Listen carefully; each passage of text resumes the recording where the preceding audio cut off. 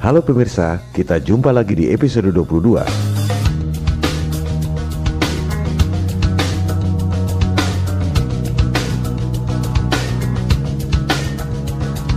Beberapa hari lalu, saya kebetulan pergi ke sebuah toko buku. Di bagian Social Sciences, saya tertarik pada sebuah buku berjudul Indonesia dalam Rekayasa Kehidupan. Di covernya terlihat ilustrasi gambar gurita mencengkeram bumi dan Indonesia. Saya menduga gurita ini adalah simbol dari sistem yang zolim yang mencengkeram seluruh dunia. Gurita tersebut memiliki 8 kaki atau tentakel, mungkin simbol dari 8 penjuru angin. Jadi, gurita dengan 8 tentakel ini adalah simbol dari sistem global yang mencengkeram dari 8 penjuru angin. Bumi berbentuk globe, interpretasi saya adalah simbol globalisasi, penjajahan gaya baru yang dibuat oleh elit global. Di situ terlihat ada figur anak Indonesia yang dengan berani melawan sang gurita raksasa, sehingga gurita tersebut tampak ketakutan.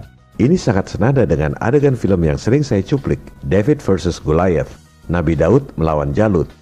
Bagi saya, keberanian David melawan Goliath adalah simbol dari hidup tanpa rasa takut, kecuali kepada Tuhan.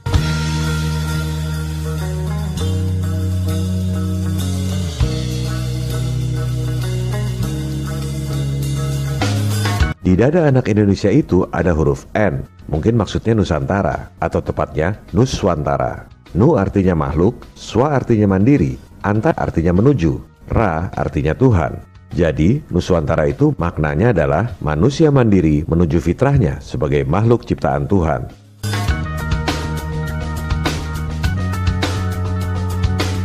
Buku ini ditulis oleh Bapak Komjen Pol Dr. Andes Dharma Pongrekun, Magister Manajemen, Magister Hukum, seorang Jenderal Bintang 3, pejabat tinggi kepolisian di bidang cyber. Propaganda yang dilakukan adalah propaganda ketakutan. Itu berlangsung di seluruh dunia. Dan propaganda ketakutan adalah caranya iblis.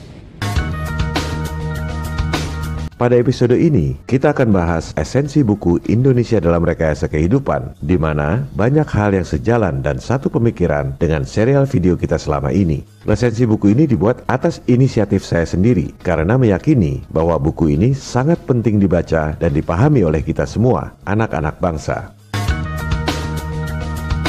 Semua komentar di video ini adalah analisis dan interpretasi saya berdasarkan fakta-fakta dan data-data yang saya miliki. Mohon maaf kepada Pak Jenderal jika terdapat kesalahan penafsiran atau hal-hal yang kurang berkenan pada video ini.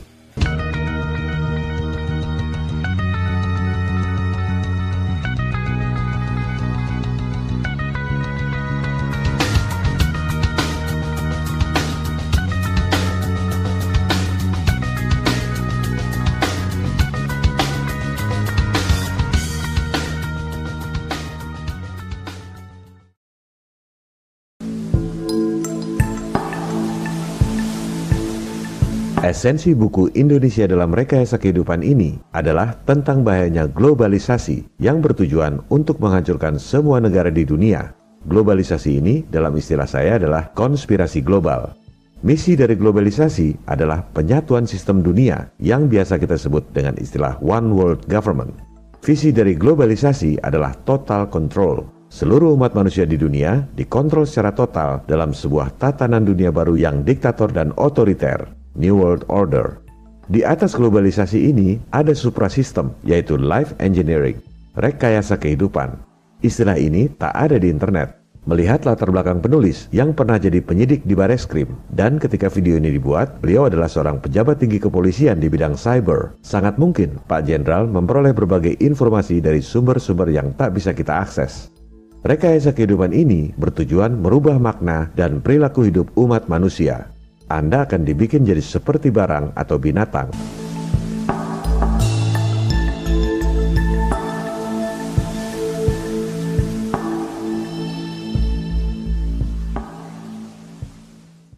Sekarang telah terjadi gerakan globalisasi yang akan menghancurkan bukan saja Indonesia tetapi seluruh dunia.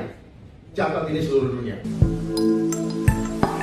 Jadi, bukan cuma Indonesia yang akan dihancurkan, tapi semua negara di dunia, termasuk Amerika, Cina, Jepang, dan lain-lain. Apa buktinya? Lihat tabel utang semua negara di dunia. Anda buka situs nationaldebtclocks.org. Utang Indonesia nggak ada di situ. Anda cari di sumber lain yang kredibel, statistik utang Indonesia yang diterbitkan oleh Bank Indonesia. Anda ketik satu persatu, dibuatkan tabel. Tabel seperti ini tak ada di Google atau internet. Anda harus membuatnya sendiri. Negara pengutang terbesar di dunia adalah si adik kuasa Amerika, kedua Jepang, ketiga Cina, yang katanya macan perekonomian Asia. Semua itu adalah ilusi, jebakan Nekolim. Negara-negara maju itu utang pada siapa? Siapa yang lebih kaya dari negara-negara maju sehingga bisa kasih utang pada negara-negara maju? Cara bekerjanya globalisasi ini sudah sejak dulu. Dan dia punya organisasi yang begitu kuat, bukan negara. Non-state actor. Kekuatan besar itu adalah bagian daripada mereka yang elit-elit global yang ingin menguasai dunia ini. Indonesia utangnya kelihatan kecil dibanding Amerika, Jepang, dan Cina. Apa dampaknya? Lihat APBN 2020, anggaran buat bayar bunga utang saja 295 triliun rupiah.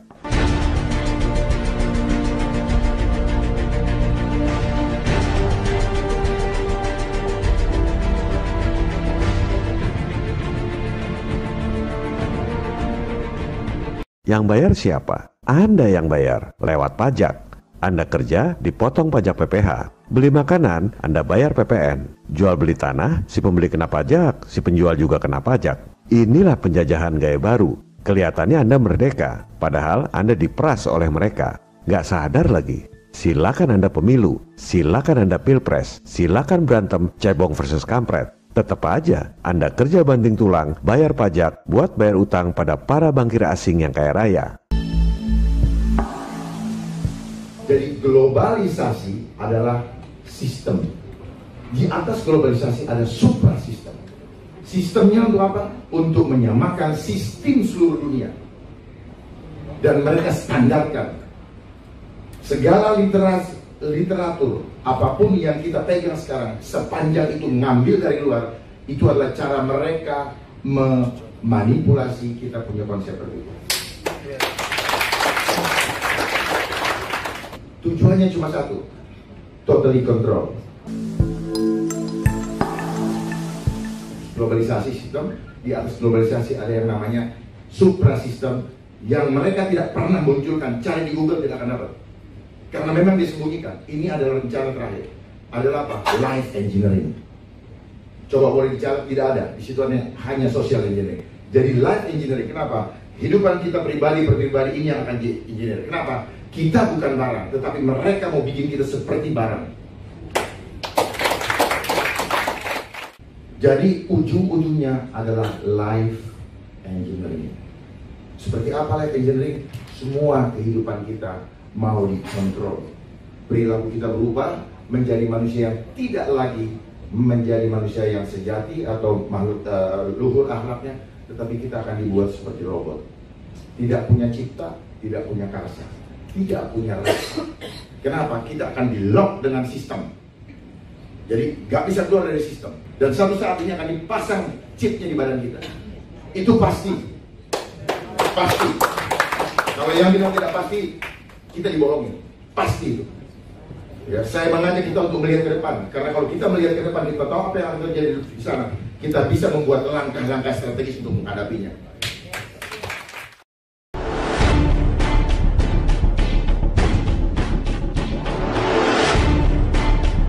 Program dari globalisasi adalah money, power, dan control population.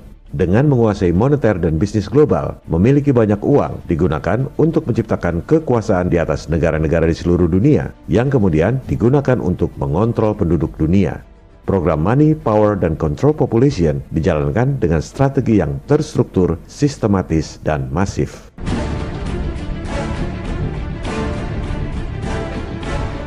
Programnya adalah Money, Power, dan Control Population. Money, dia sudah kuasai sistem ekonomi dunia. Bursa efek apa semua pokoknya diatur. Nah, kurs-kurs kita itu diatur sama mereka. Aduh, kurang asam.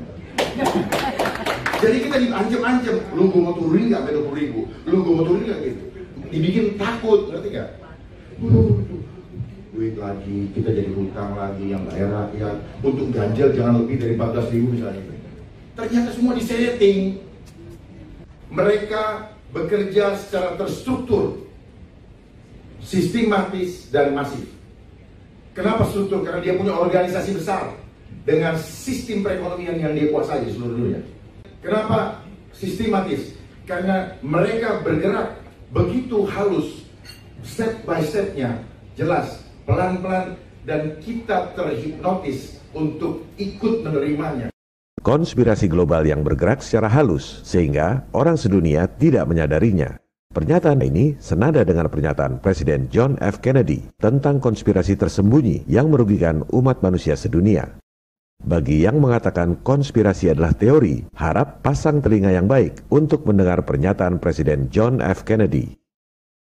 For we are opposed around the world by a monolithic and ruthless conspiracy that relies primarily on covert means for expanding its sphere of influence.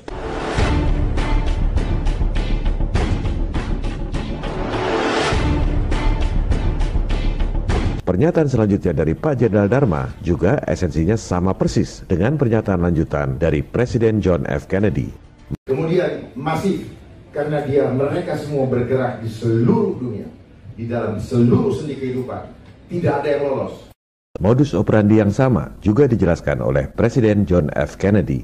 It is a system which has conscripted vast human and material resources into the building of a tightly knit, highly efficient machine that combines military, diplomatic, intelligence, economic, scientific, and political operations.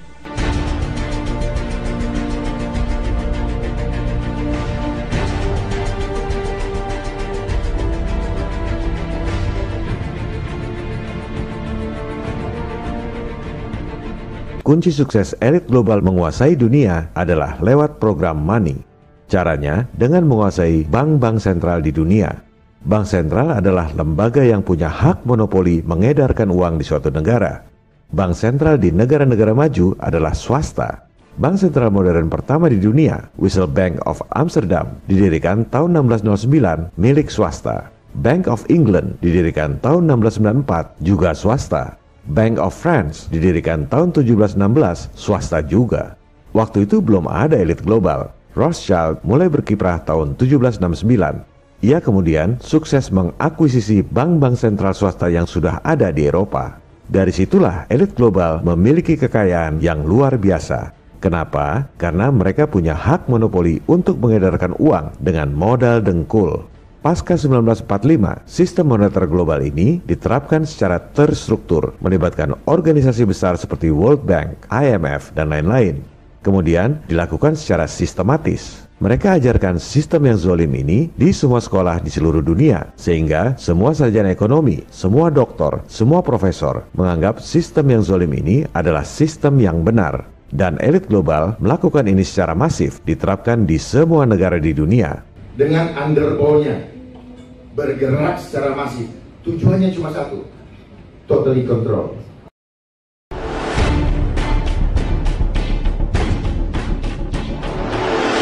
Mari kita buktikan. Silakan Anda buka laporan keuangan Bank Indonesia periode akhir tahun lalu, yaitu 31 Desember 2019. Jangan terintimidasi dengan deretan angka-angka yang banyak. Anda cukup lihat satu baris, berapa uang rupiah yang diedarkan oleh Bank Sentral. 793 triliun rupiah. Bank membukukannya di bagian liabilitas. Harus ada lawannya di bagian aset. Apa dasar Bank Sentral mengedarkan uang? Karena pendidikan di sekolah, kebanyakan orang akan bilang dasarnya adalah emas. Mari kita buktikan berapa aset emas yang dimiliki oleh Bank Indonesia. Hanya 53,4 triliun rupiah. Omong kosong kalau dibilang nyetak duit dasarnya emas. Itu aset emasnya 0 rupiah pun tetap saja bisa mengedarkan uang 793 triliun rupiah. Lantas apa dasarnya? Lihat baris di bawahnya. Dasar untuk menerbitkan uang adalah surat berharga alias bond, cash bond. The name's Bond. James Bond. Jumlahnya 2.000 triliun rupiah. Surat utang tanpa jaminan.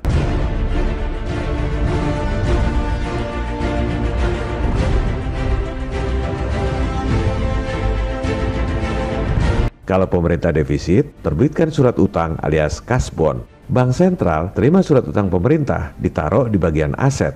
Misalnya, bon 1 triliun rupiah dicatat di bagian aset. Di bagian liabilitasnya, bank sentral terbitkan uang 1 triliun rupiah. Neracanya balance, secara akunting tak ada yang salah. Tapi, secara prinsip, rakyat selama 7 turunan terus dipajaki tinggi untuk bayar utang negara yang tak akan pernah lunas. Padahal, semua utang itu diberikan dengan modal dengkul. Inilah contoh program money yang dilakukan dengan strategi terstruktur, sistematis, dan masif. Dan ini bukan cuma terjadi di Indonesia, di Amerika juga sama. Silakan Anda lihat laporan keuangan Bank Sentral Amerika, Federal Reserve Bank. Uang dolar yang diterbitkan oleh Fed 1,7 triliun dolar. Emasnya cuma 11 miliar dolar. Surat utangnya di bagian aset 2,4 triliun dolar. Nyetak dolar modal dengkul. Makanya jangan heran kalau para bankir elit ini bisa biayai kedua pihak yang sedang berperang. Dulu, waktu Inggris lawan Prancis, dua-duanya didanai oleh Rothschild lewat bank sentral masing-masing. Negara Inggris dan Prancis perlu duit buat perang, harus ngutang dan terbitkan bond. Bank sentral swasta terima bond di bagian aset, lalu terbitkan duit di bagian liabilitas. Modal dengkul. Begitu juga Perang Dunia I, Perang Dunia II, dan sampai sekarang dana utang akibat COVID. Semua modal dengkul.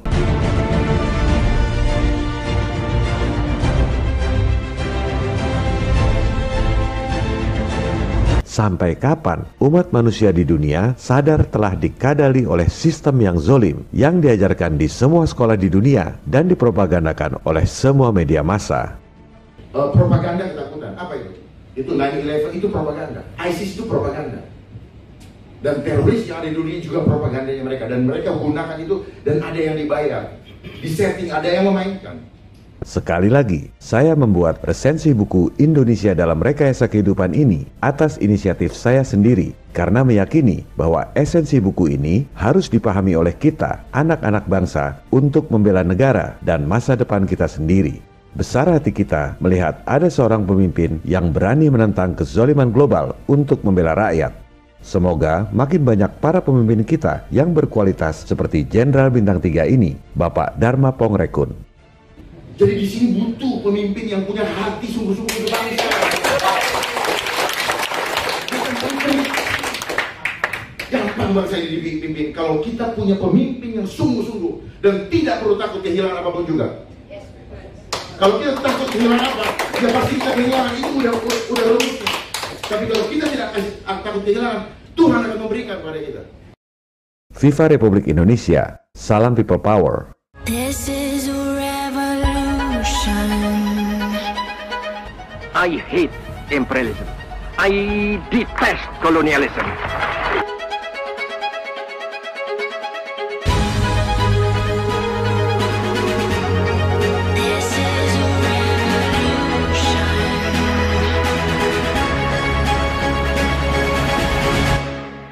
This is a revolution. Jangan berhenti, revolusimu belum selesai.